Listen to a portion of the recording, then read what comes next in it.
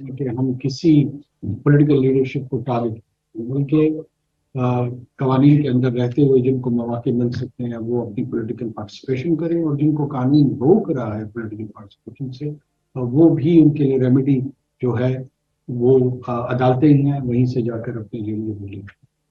जी जनाब, मेरा नाम असद मलिक है और मैं 24 न्यूज का ब्यूरो चीफ लंदन में। सवाल मेरा ये है सर कि जैसे पुरानी पार्लियामेंट गई थी तो उन्होंने कानून साजी की और बड़े इख्तियार दिए निगरान हुकूमत को। अब आपको सर तकरीबन 8 से 10 हफ्ते होने वाले हैं, आप मुल्क के वज़ीर-ए-आज़म हैं, लेकिन पाकिस्तान में बेरोजगारी, जहालत और गुर्बत बढ़ती जा रही है।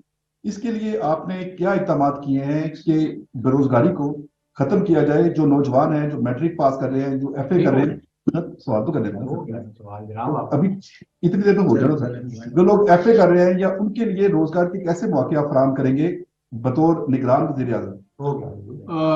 आपको बताता चलूं, आपको यकीनन जिस तरह का दर्द है इस सवाल से ही पता लग रहा है कि कल जो बरतानिया के वजीर खारजा थे उनके साथ लीगल इमिग्रेशन पे हमारी तफसीली गुफ्तगू हुई, और उसमें एक पहलू सेमी स्किल्ड का था कि स्किल्ड लोगों की तो जरूरत होती है, लेकिन इकोनॉमीज में सेमी स्किल्ड लोगों की भी या अनस्किल्ड लोगों की भी बातों का जरूरत होती है। वो उस पर कैसे काम किया जाए, जो इन्हांस्ड स्ट्रेटेजिक डायलॉग हमारा, उसमें इस पहलू को भी लाया जाएगा। और आपको बहुत जल्द लीगल इमिग्रेशन के हवाले से ह्यूमन रिसोर्स सप्लाई बरतानिया में खुसूसी तौर पर, बाकी यूरोपीय ममालिक में भी इस पर हम बहुत ज़्यादा काम कर रहे हैं, और हमारा इस पर प्लान है कि एटलीस्ट कोई तादाद हम नहीं देना चाहते हैं, लेकिन जो ज़्यादा से ज़्यादा मुमकिन हो हम अपने सर्विसेज को एक्सपोर्ट कर सकें in terms of legal migration और इकोनॉमिक माइग्रेशन। जब प्राइम मिनिस्टर आपसे पहले शहबाज शरीफ साहब ने जब वो अपना एडमिशन थे, उन्होंने कहा था कि वो ऐसी उन्हें एक्सेस इंफॉर्मेशन तक कि उन्होंने कहा था कि जो 9 मई को जो अटैक्स हुए थे पाकिस्तान मिलिट्री पे, उस वक्त वज़ीर-ए-आज़म ने कहा था कि वो जो करंट मिलिट्री लीडरशिप है उसके ऊपर वो अटैक्स है। क्या आप उनकी उस असेसमेंट से एग्री करते हैं कि जो 9 मई attacks were actually directed at Pakistan current military leadership? और किसी स्टेज पर अगर आप कमेंट कर सके जो हरदीप सिंह निज्जर का स्टेट स्पॉन्सर्ड मर्डर हुआ है कैनेडियन सॉइल? देखिए जी, मुझे इस असेसमेंट में काफ़ी हद तक हकीकत का पहलू नज़र आता है कि 9 मई में जो कुछ हुआ वो एक ऑर्केस्ट्रेटेड अटेम्प्ट था कि करंट मिलिट्री लीडरशिप को कैसे उस अथॉरिटी को अंडू या कॉम्प्रोमाइज़ किया जाता। वो शायद आने वाले दिनों में एक सब्जुडिस मैटर हो, तो उसकी डिटेल्स में मैं नहीं जाऊंगा, लेकिन उस ग्रैंड डिज़ाइन के साथ मैं एग्री करता हूँ कि ये इस किस्म का डिज़ाइन था। जहाँ तक ये खालिस्तान के जो एक्टिविस्ट है उनको जो बेईमाना उनका जो कत्ल है, ये दरअसल में हिंदुत्व की जो बीमारी है, जो डिजीज, ये डिजीज अब रीजन से निकलती जा रही है। पहले इन्होंने ईसाई, मुसलमान, सिख, जैन, जो माइनॉरिटीज थी हिंदुस्तान की, उनको अटैक किया। और आइडिया हिंदुत्व का ये है कि जो माइनॉरिटीज है इनको पेरिफेरल राइट टू एग्जिस्टेंस मौजूद है, और ये हिंदुस्तान के अंदर एक मखसूस एडिट शनाख्त के साथ तो जिंदगी गुजार सकते हैं, लेकिन एक क्वालिफाइड सिटीजन के तौर, फुली क्वालिफाइड सिटीजन के तौर पे नहीं रह सकते। और इस रवैये का फैशिस्ट अंदाज में और शोविनिज्म के अंदाज में उन्होंने मुजाहरा किया, जिसके तहत हजारों, सैकड़ों माइनॉरिटीज के जो लोग थे उनकी जानें ली गई। काओ विजिलेंटे ग्रुप्स को इनकरेज किया गया, घर वापसी मूवमेंट जैसे कानून पास किए हैं, जो CRC की जो रजिस्ट्रेशन का कानून है, सर्टिफिकेट का, वो पास किए हैं। और वो टारगेटेड है, एक कहीं पर अगेंस्ट मुस्लिम्स है, कहीं पर अगेंस्ट क्रिश्चियंस है। इसी कॉन्टेक्स्ट में अब ये रीजन से इसका स्पिल ओवर बढ़ के जो है ना वो वेस्टर्न हेमिस्फीयर पे आ रहा है, जहाँ पे नॉर्थ अमेरिका, कनाडा और यूरोप भी, मैं समझता हूँ आने वाले दिनों में उसको एक टेंजिबल खतरा होगा RSS के इस आउटलुक में, जिस अंदाज में ये लोग सियासत को ले रहे हैं। और दुनिया को जाग जाना चाहिए। पाकिस्तान तो इस टेररिज्म का, हिंदुस्तान के टेररिज्म का, स्टेट टेररिज्म का हमेशा से शिकार रहा है। मेरा सूबा खुसूसी तौर पे, वहाँ पे सैकड़ों हजारों लोग शहीद हो चुके हैं, जिसको फाइनेंस किया गया है हिंदुस्तान की टैक्स पेयर के पैसे से, और उनकी रियासती इन्वॉल्वमेंट है वहाँ पे दहशतगर्दी फैलाने में। चूंकि हमारे जो लोग हैं उनका जान से जाना शायद बाकी दुनिया के लिए इतना अहम नहीं है। अब यहाँ पर जब इनके सिटीजन्स टारगेट होंगे तो ये भी हमारी आवाज़ में आवाज़ मिलाएंगे और उनको मिलाना पड़ेगा, दूसरा कोई राह नहीं है इनके।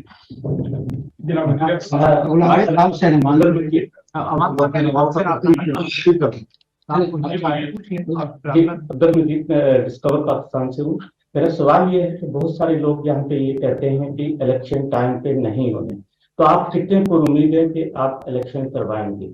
जी, इलेक्शन कमीशन ऑफ पाकिस्तान इंशाल्लाह अपनी आईनी जिम्मेदारी पूरा करेगी और ज़रूर करेगी, और आप बहुत जल्द इलेक्शन का डेट सुन लेंगे और इंशाल्लाह अनाउंसमेंट हो जाएगी। अवान साहब, गुलाम साहब अवान फ्रॉम 92 न्यूज़।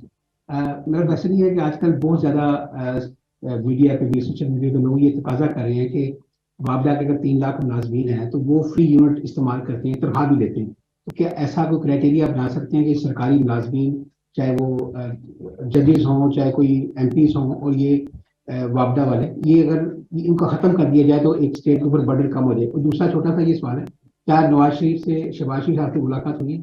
मेरी खबर चल रही है। देखिए जी, मेरी किसी सियासी रहनुमा के साथ, किसी सियासी जमात के साथ कोई मुलाकात न हुई है, न यहाँ आने का मकसद सियासी मुलाकातें करना। मैं यहाँ पर खुसूसी तौर पे सिर्फ और सिर्फ हुकूमती और रियासती जो उमूर हैं उनको सर अंजाम देने के लिए यहाँ पर, और UNGA मीडिया। बाकी जहाँ तक इसका ताल्लुक है बिल्स का, इसको मोनेटाइज करना, डिस्कोर्स को प्राइवेटाइज करना, ये पूरा प्लान हमारा इंशाल्लाह मौजूद है और बहुत जल्द इसके रिजल्ट्स भी आपको दिखाई देंगे। ऑलरेडी हम काम कर सर सुरन से मेरा नाम मुश्ताक अली। ये बताया कि जो आपका निगरान सेटअप है, आप उसके वज़ीर आज़म हैं, तो इस वक्त आपकी हुकूमत को कौन कौन से बड़े चैलेंजेस हैं जिनका आपको सामना करना पड़ रहा है? इकोनॉमिक इसके अलावा हमारा कोई चैलेंज नहीं। इससे निपटने के लिए कोई है कि? देखिए जी, SIFC एक आंसर है जिसके लिए हमारे पास लेजिस्लेटिव बैकिंग मौजूद है। प्राइवेटाइजेशन हमारे एजेंडा पे है। डोमेस्टिक इन्वेस्टमेंट हम चाहेंगे कि लोग लेजिटिमेट अंदाज में, कानूनी अंदाज में वेल्थ क्रिएशन करें, पैसा बनाएं, और हमारा काम सिर्फ उनको टैक्स करना है कि हम उनको टैक्स करें और उस टैक्स के पैसे से हम अस्पताल बना सके, स्कूल बना सके, सर्विस डिलीवरी की तरफ जा सके। ये रिश्ता इस्तेवार करना है रियासत और शेयरिंग के बीच में, सिटीजन्स और स्टेट का ये सोशल कॉन्ट्रैक्ट हम ट्रांसलेट करना चाहिए। इरफान दुनिया टीवी से सवाल सर, निगरान सेटअप आपकी जिम्मेदारी है कि साफ शफाफ इलेक्शन होने चाहिए, तो बताइएगा कि आपकी निगरान सेटअप ने कौन से ऐसे मेजर लिए हैं कि जिस तरह 2018 में बड़ी पार्टी की तरफ से बड़ा इल्जाम लगा के सिस्टम को बिठाया गया और एक खास पार्टी को जिताया गया, तो कौन से ऐसे मेजर लिए हैं कि साफ शफाफ इलेक्शन जो होने जा रहे होंगे? और दूसरा, पाक फौज की जेर निगरानी ही होगी, और दूसरा पाक फौज के जेर निगरानी होंगे। तो ये इलेक्शन कमीशन ऑफ पाकिस्तान के जरिए निगरानी, और उसमें असिस्टेंस के लिए केयर टेकर हुकूमत मौजूद है। केयर टेकर हुकूमत की इंस्ट्रक्शंस होंगी जहां जहां जिस गवर्नमेंट बॉडी की जरूरत होगी, military, paramilitary, civil law enforcement agencies, हम उनको इंस्ट्रक्शंस पास करेंगे कहाँ असिस्ट करना है। ये मॉडल होगा। साफ और शफाफ को यकीनी बनाने के लिए देखें, आपके पास डोमेस्टिक ऑब्जर्वर्स होंगे, आपके पास इंटरनेशनल ऑब्जर्वर्स होंगे। मुख्तलिफ सियासी जमातें हमेशा फाउल प्ले जो है वो ट्राई करती हैं। ये हमारे सियासी कल्चर का हिस्सा है, इसे घबराने की कोई बात नहीं है। अगर international observers, international media, domestic observers, civil society, intelligentsia निस्बतन ये इंडिकेटर्स दें कि ये साफ और शफाफ इलेक्शन हुए, तो मैं समझता हूँ अपना काम पूरा कर लेंगे और आगे। सर वो एक ही खातून है। जी प्लीज। सर मेरा क्वेश्चन है, अभी रिसेंटली हमारे जो सरफराज भुट्टी साहब हैं, उन्होंने एक स्टेटमेंट दिया कि अगर नवाज शरीफ साहब पाकिस्तान आते हैं तो उसके जो भी कानून के मुताबिक होगा उसको फेस करेंगे, उनको अरेस्ट भी किया जा। उसके ऊपर जो रिएक्शन है PMLN का, वो बहुत बैशली कर रहे हैं कि इनका कोई इख्तियार नहीं है। तो सर आपकी गवर्नमेंट का कोई इख्तियार नहीं है? जवाब सर इसको आप पहले दे चुके हैं, आगे इसमें मुगल हम भी उससे सर मेरा सिंपल क्वेश्चन ये है कि क्या चेयरमैन PTI इमरान खान के बगैर इंतखाब हो सकते हैं? देखिए, मेरे मेरे इल्म में ये गैब का इल्म नहीं है कि आने वाले इलेक्शन किसके साथ और किसके बगैर। बार बार इसको घुमा फिरा के मुझसे मंसूब करके ऐसे जुमले जोड़े जाने की कोशिश की जा रही होती है जो न मेरा इरादा होता है न मेरा मकसद होता है। बाज़ औक़ात पूरे पैराग्राफ में से आधे जुमले को लेके लीड स्टोरी बनाई जा रही है और ये आपके भाई बंद कर रहे हैं, मैं उनका क्या कर सकता हूँ। अच्छा, मेरा ये जावेद आप छेड़े में अजहर भाई, मुझे भी थोड़ा सा दिल में आप लोगों ने बात करना नहीं पता। अब उसमें मेरी गुजारिश ये है कि क्या मैं एक अदद तर्जुमान हर अखबार को या हर चैनल को अवेलेबल करूं कि वो जो कुछ मैंने इंटरनेशनल प्रेस में कहा है उसकी सही तर्जुमानी करते हुए, उसकी इंटरप्रिटेशन करते हुए उसको छापे। का मेरा नहीं है। बड़ी बदकिस्मती है कि लोगों को मिसकोट किया जाता है, मिसलीड किया जाता है। इलेक्शन में इमरान खान साहब हिस्सा ले सकेंगे, नहीं ले सकेंगे? क्या आप अगर ब्रिटिश सिटीजन हो, पाकिस्तान के इलेक्शन प्रोसेस का हिस्सा बन सकते हैं? हाँ या ना में हाँ या ना में नो। क्यों? क्योंकि कानून आपको जाती है, और अगर कानून किसी भी शख्स, वो कोई भी सियासी रहनुमा हो, उसको इजाजत देगा तो वो लेगा उसमें हिस्सा, और अगर नहीं देगा तो नहीं लेगा हिस्सा। निगरान हुकूमत बहैसियत एग्जीक्यूटिव, उसका इसमें कोई किरदार नहीं है। जो नुक्ता लोग नहीं समझ पा रहे हैं वो ये है कि ये सारे मामला कानूनी है, सियासी नहीं है, इंतजामी नहीं है। ऐसा नहीं होगा कि डिप्टी कमिश्नर किसी जिले का किसी साहब को बंद कर देगा और कहेगा तुम इलेक्शन हिस्सा नहीं ले सकते। This is not what's gonna happen. ये कतन ऐसा नहीं है। बाकी जहां तक कवानीन का, प्रोसीजर्स का, ड्यू प्रोसेस का ताल्लुक है, उसको न मैं तब्दील कर सकता हूं, और अगर करना भी चाहूं तो भी मेरे हाथ बंधे हुए हैं। लिहाजा मेरे ख्याल में इस सवाल के इस पहलू पर आप लोग हमेशा और जरूर गौर कीजिए। अच्छा जी, वो सेकंड लास्ट में अगर जावेद समझ सिंपल क्वेश्चन है। 9 मई के जो वाकयात थे, जो दहशतगर्दी हुई, जो पाकिस्तान फौज को निशाना बनाया गया, उसका एक मरकजी मुलजिम जो कि कनेक्टेड भी है, सजा याफ्ता भी है, वो इस वक्त अटक जेल में था, भी उससे डेरा जेल लाया जा रहा है। कुछ रूमर है कि शायद उनसे डील या ढील हो रही है। एक तो प्राइम मिनिस्टर है उसके, क्योंकि कुछ मैयत हुए तो लोग शायद समझ रहे हैं कि डील हो रही है। एक इस पे जरा बता दीजिएगा क्या उनको माफ किया जाएगा? पंजाब में इंजेक्शन की वजह से, जाली इंजेक्शन की वजह से कई लोगों की बिनाई चली गई है, बड़ा इंपॉर्टेंट इशू था, उस पर आपकी हुकूमत क्या करेगी? देखें, जो पंजाब में बिनाई के हवाले से मैं रास्ते में ही था तो हेल्थ मिनिस्टर ने मुझे उस पर अपडेट किया है, और वो चीफ मिनिस्टर पंजाब के साथ कोऑर्डिनेशन में है, और बहुत सारे मेडिकल स्टोर से वो मखसूस इंजेक्शन जो है ना उसको रिमूव कर दिया गया है, और इंक्वायरी बैठी हुई है कि किसने इस तरह की गफलत बरती है। इसमें मेरे इल्म में ये आया है कि ये शायद किसी और मरज के लिए दवा थी, और साथ में डायबिटीज के लिए भी इस्तेमाल हो रही थी। ये ड्यूल रोल था इस मेडिसिन का। बहरहाल हम उस पर अपडेट हैं और इंशाल्लाह पूरी कोशिश कर रहे हैं कि इसमें जितने भी कल्प्रिट्स हैं उनको कानून के मुताबिक उसके दायरे में लाएं और उनको सजाएं दें। बाकी ना कहीं डील है ना कोई डील है।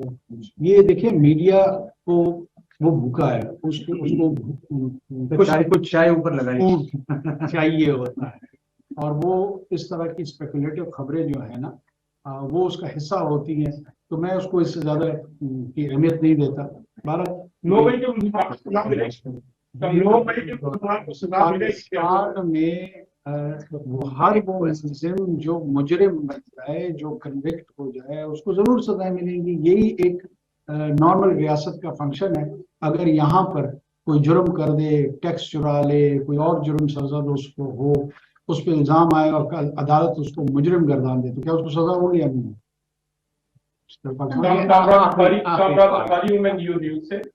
आपने गुज़िश्ता रोज या कुछ इन्वेस्टर से मुलाकात की और आपने वतन अजीज में इन्वेस्टमेंट करने के लिए उनको दावत दी।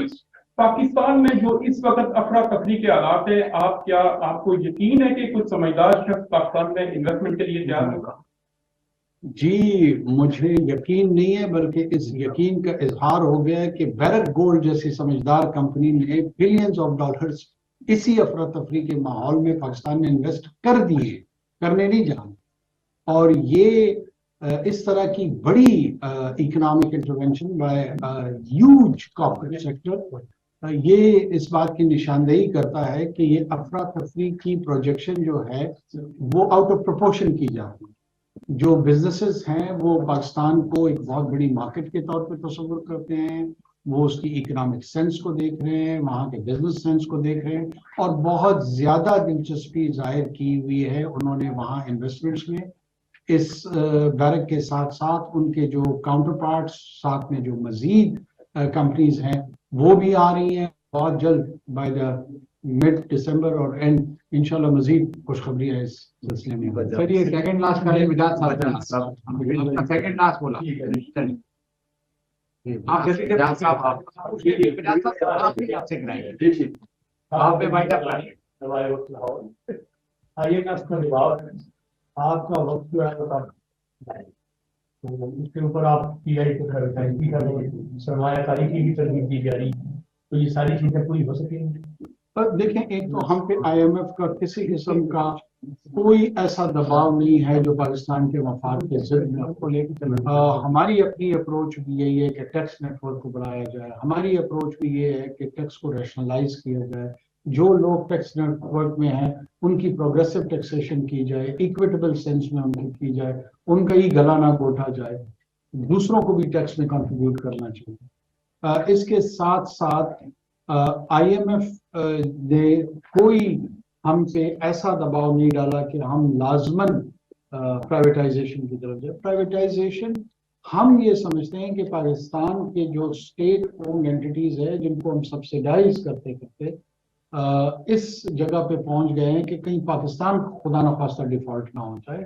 तो खाकम बदहान उससे बचने के लिए हम समझते हैं कि इन तमाम एंटिटीज को अगर हम प्राइवेटाइज करेंगे, एक तो उसकी लिक्विडिटी हमें मिलेगी, उससे कुछ फाइनेंसेस हम जनरेट कर लेंगे, और दूसरा जो ये सब्सिडाइज्ड हम कलेक्शन ऑफ टैक्सेस के तहत उधर पैसे झोंक रहे हैं जिसका कोई फायदा नहीं होगा, उससे भी हम बच जाएंगे। तो हमारा जो इकोनॉमिक रिवाइवल प्लान है उसका ये हिस्सा है। उम्मीद हम कर रहे हैं कि अगर पूरा प्रोसेस नहीं हो सका, एक दो ऐसी एंटिटीज हैं जो शायद हमारे दौर में उनकी प्राइवेटाइजेशन इंशाल्लाह हो जाए। मेरा बिल्कुल सवाल वही है जो अदर जवेद साहब का था। अनफॉर्चुनेट वाक़या जो 9 मई का हुआ और उसमें अक्यूज किया गया इमरान खान को, although he denied his involvement, लेकिन अगर वो अदालतों से उनको सजा हो जाती है तो आप क्या प्रिसाइसली आप बताइए कि उनको सजा मिलनी चाहिए being prime minister of Pakistan? देखिए, मैं समझता हूँ कि अगर वो वाकयात में मेरा हाथ हो और मेरे ऊपर अदालतें साबित किए नहीं तो अनवारुल्लाह कागर को भी सजा होनी चाहिए। तो अगर मुझे अपनी सजा का मैं हमायत याफ्ता हूँ तो किसी और साहब के लिए क्यों नहीं हूँ? अब वो कोई भी, और ये अमल मैं इसको वजाहत कर दूँ, चाहे वो पीटीआई की लीडरशिप हो, एमएनएन की लीडरशिप हो, जमीयत की लीडरशिप हो, एक हमारा स्टेट ऑफ सोशल ऑर्डर है। आप अपने स्टेट ऑफ सोशल ऑर्डर पे हमलावर नहीं होते हैं, एक सर्टेन डिग्री ऑफ ऑर्डर आपको रखना पड़ता। अगर आप कैओस की तरफ, एनार्की की तरफ चीजों का लेके जाएंगे तो ना आपके ये माशरा रहेगा, ना आपकी ये जमहूरियत रहेगी, ना आपकी कोई सो कॉल्ड ओलिगार्की रहेगी, किसी किस्म का निज़ाम हुकूमत आपको नहीं रहेगा, बल्कि इंतशार का शिकार होंगे। इंतशार किसी भी नॉर्मल सोसाइटी या रियासत के लिए जो है ना रिक्वायर्ड गोल नहीं है, या रिजल्ट के तौर पे वो उसको नहीं देता। तो क्यों ऐसा एक्सक्लूसिव राइट किसी एक सियासी जमात को दे दे कि वो इतने लीनियंसी के साथ उनको देखा जाए कि अगर वो उस सतह पे भी जाते हैं तो उनको कुछ नहीं कहा जाएगा। ऐसा नहीं होगा। जो कवानीन हैं वो इन्फोर्स होंगे और इन लेटर एंड स्पिरिट होंगे। उसकी जद में जो आएगा वो अपने आमाल की वजह से आएगा। ये मैं इंश्योर कर दूं कि ये नहीं हो सकता कि उसको बुनियाद बना के नाजायज तौर पे किसी के साथ ज्यादती की जाए और फॉल्स चार्जेस बनाए जाएं और झूठे केस लोगों पे थोपे जाएं। उससे हम पूरी कोशिश करेंगे कि ऐसा किसी के साथ ना। बाकी अगर किसी ने कोई एक्शन ऐसा किया है तो वो उसको भुगतना